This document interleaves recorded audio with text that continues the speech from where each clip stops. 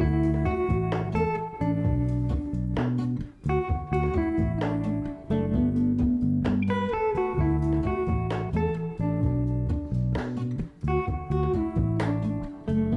guys, and welcome back to my channel. My name is Carolina, and today I have a project that I've been keeping very secret and very quiet. Are you ready?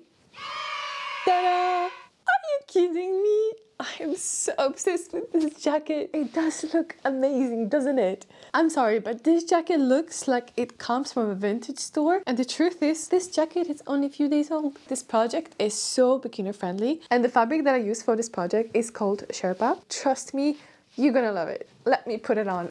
I'm obsessed. Since I made it, I've been wearing it every day. So if you want to see how to make this jacket, just keep on watching.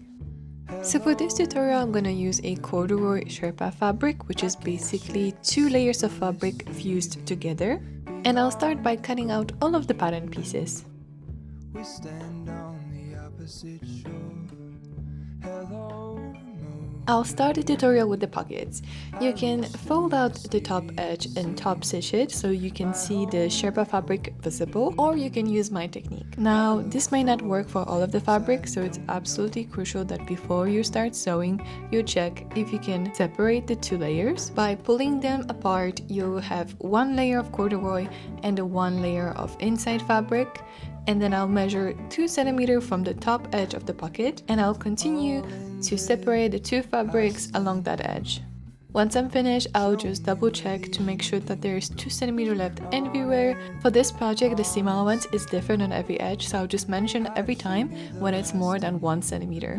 And now that our layers are separated, I'm gonna fold out the corduroy layer and cut off inside fabric. And that's how pocket's supposed to look like, and I'll do the same steps on the other side. And that's basically the trick that we're gonna keep on using throughout this whole tutorial of how to finish this jacket without using an overlocker and with that neat finish, is just by double folding the corduroy fabric layer twice over the Sherpa fabric and top stitching it.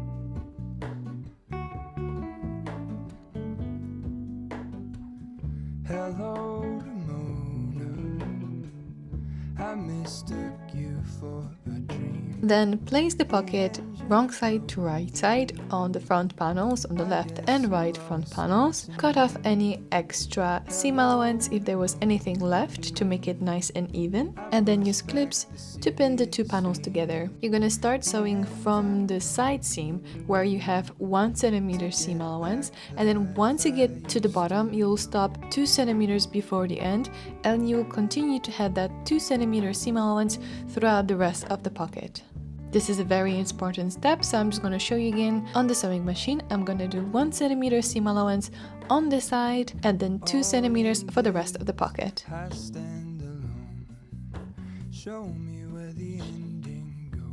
And that's your 2 pockets now ready. So now, as we did with the pocket, we need to separate those 2 layers of fabrics again.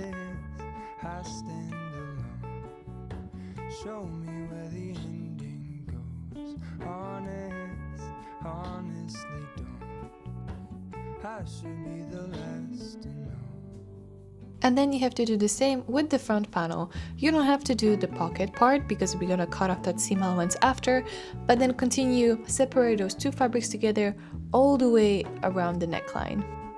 And then as you can see, I have my corduroy layer on the top being separated, and then I'm just gonna cut off basically the rest.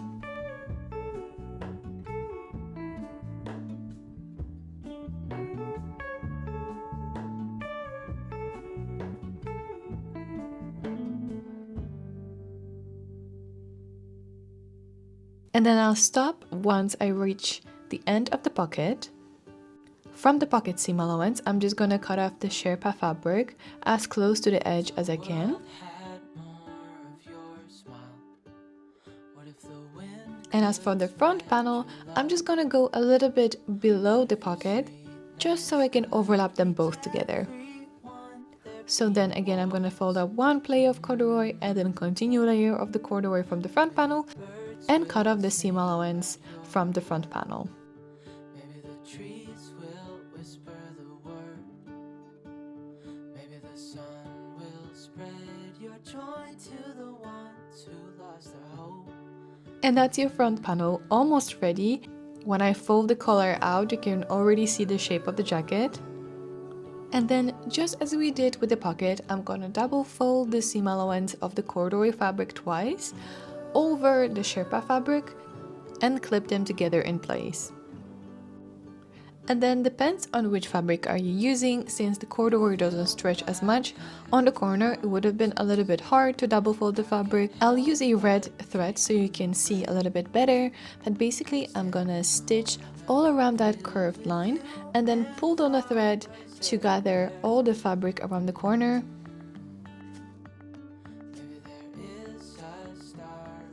And that way it's just easy. If you double fold the fabric, it's just easier to do with the gathers because they are evenly distributed around that corner.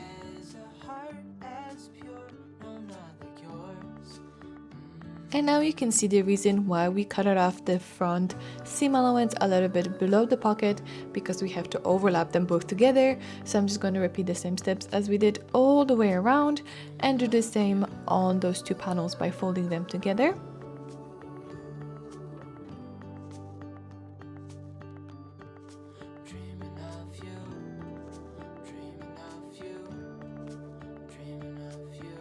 And that's your front panel pinned. It looked so full and so nice. And then I'm gonna top stitch that seam.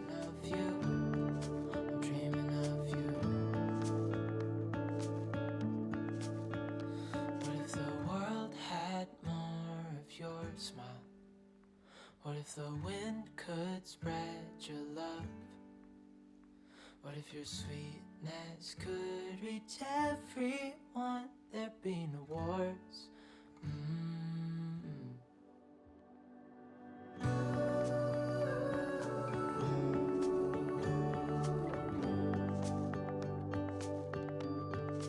Dreaming of you.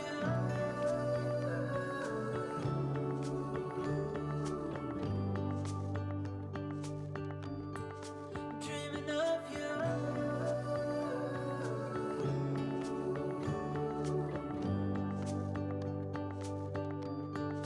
Dreaming of you. And that's your front panel, almost ready. It looks so pretty already. I feel like this changes everything. The edge looks so neat and so pretty. And now what is left to do is just pull on that thread to remove it. Just like this. And of course, I'm going to repeat the same steps on the other side. And if anything wasn't very clear, you can see me doing all of the steps again on the other side.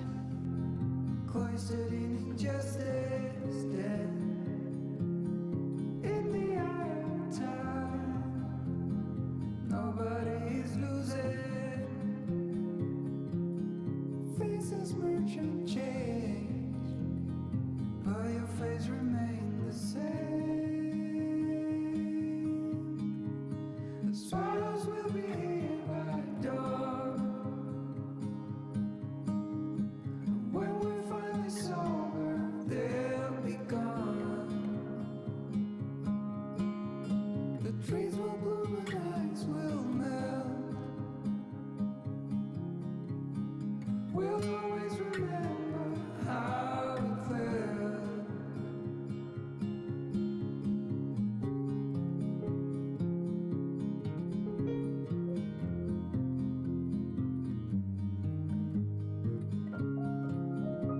And that's your second front panel ready. They look so beautiful, so nice. Now moving to the back panel, I'm gonna place the two pieces together, right side to right side, and sew them together onto center back.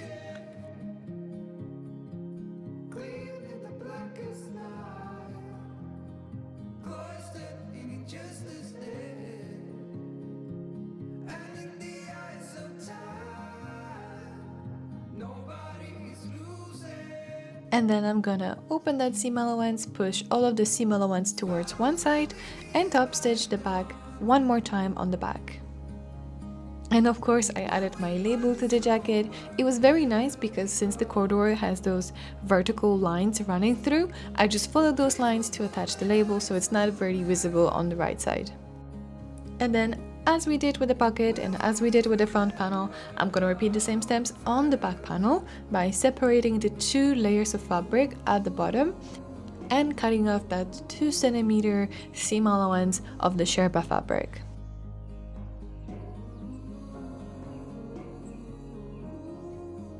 Since we already stitched it in place, I'm just gonna go as close as I possibly can and then double fold the hem of the jacket twice and top stitch. I felt like it was still a little bit too bulky, so I went on and I trimmed off seam allowance as close as I could possibly to the stitch line without actually cutting it.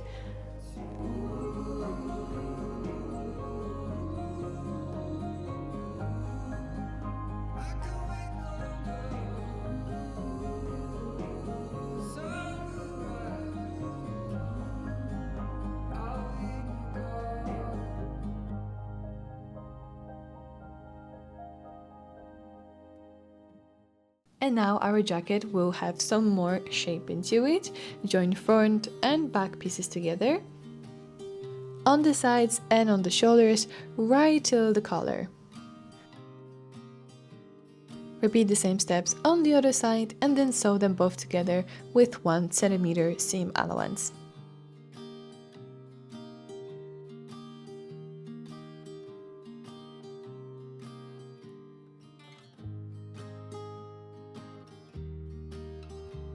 And now when you look at your jacket from the inside, if you were to sew the collars together, you would have that seam allowance, but because we have the collar folded out, we want that seam to be on the other side. So what I'm gonna do is place the collar together wrong side to wrong side, and then sew it together with 1 centimeter seam allowance.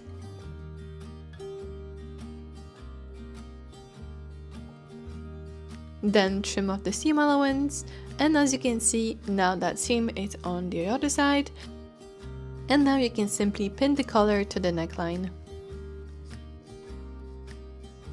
Sew it together with 1 centimeter seam allowance and trim off the seam allowance if necessary.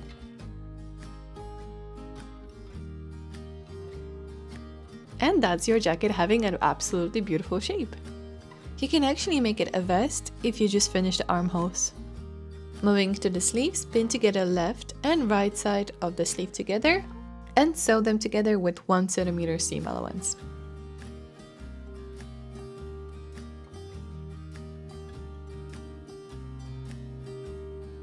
Then, just like we did with the back panel, push all the seam allowance to one side and then top stitch the seam allowance one more time.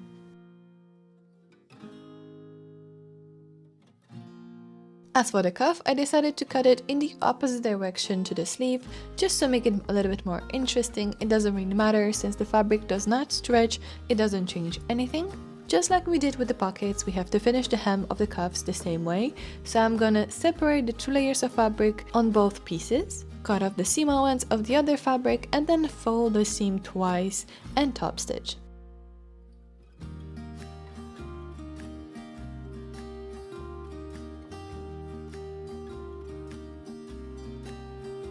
As you can see, the cuffs are slightly smaller than the sleeve.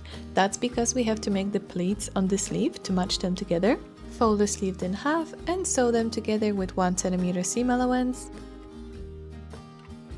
Then same as we did with the collar, because we're gonna wear those cuffs inside out, we want that inside seam to be very smooth, so that's why I'm gonna put together the cuff wrong side to wrong side and sew them together with 1 centimeter seam allowance. If you're using a domestic machine and it gets a little bit tricky to push that fabric through, especially if you're working through more layers, just use a simple tool to help you push the fabric through the machine. And now that our cuffs are ready, I'm gonna trim off the seam allowance, turn them to the other side, and now you can see how great they look with that seam being hidden on the other side. Now with the sleeve on the right side and your center seam line facing you, we're gonna do all of the pleats away from the bodies. I'm just gonna fold one side and then the other just by a little.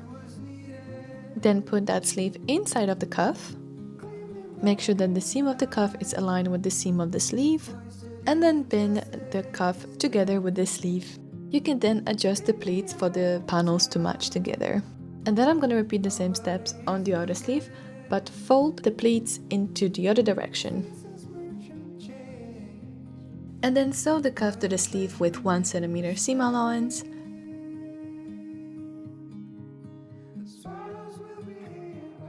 And then basically when you fold out the cuff, you want to leave the seam allowance inside, so just keep it on the inside by folding out a little bit less.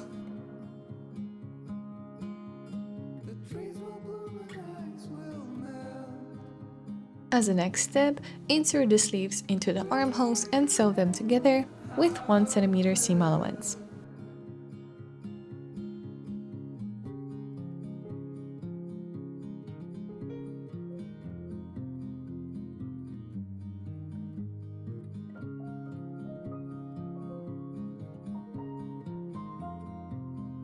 And that's our jacket looking very nicely. Our sleeves are attached, and then I'm just going to turn the cuffs to the right side to show this contrast fabric. And as you can see, I'm just going to fold them out a little bit less to hide that seam allowance inside. So now we need to top stitch the pocket and leave an opening for the hand.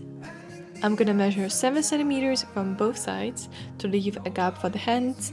It's very optional. You can also leave it like this or perhaps make the top stitch a little bit bigger. It's completely up to you. So once I mark the position of the opening of the pocket that I want to leave, I'm gonna top stitch by continuing on the top stitch line from the side seam to the point where I want to stop on the stitch line of the pocket, and that way that seam is going to be hidden and not very visible on the right side.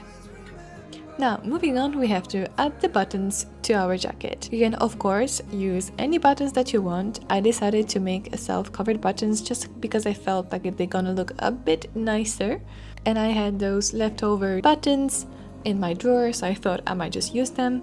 So I used the corduroy fabric from the scraps. I separated the Sherpa fabric from the corduroy, and then I'm going to use the corduroy fabric to do the self-covered buttons. And that's how the buttons they look like. They look so luxurious and nice. I'm so happy I decided to go with this idea, and I'm going to sew the 2 buttons to the left side of the coat. You can also add the 3rd button or use only one. That's a very optional step, I feel like. You can just play around and see what fits you and fits your fabric.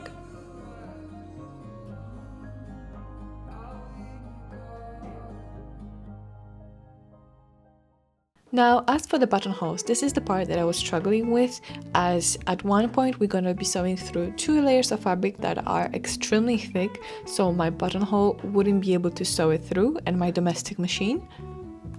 And there are other ways to finish the buttonhole, of course. You can do it by hand, as you can see on this example over here, but I felt like that would take forever to finish and it wouldn't be never as neat as I would like it to be. So I decided to make my own buttonhole using a zigzag stitch.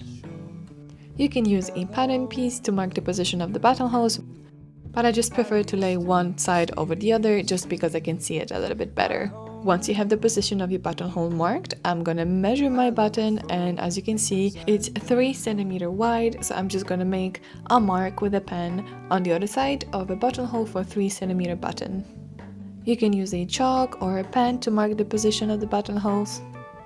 And then I'm going to change the settings on my sewing machine to make that zigzag line really narrow, and I'm going to follow the line that we drew and make a top stitch on top of it with a zigzag. And I'm just going to run that zigzag stitch twice just so it looks nice and even.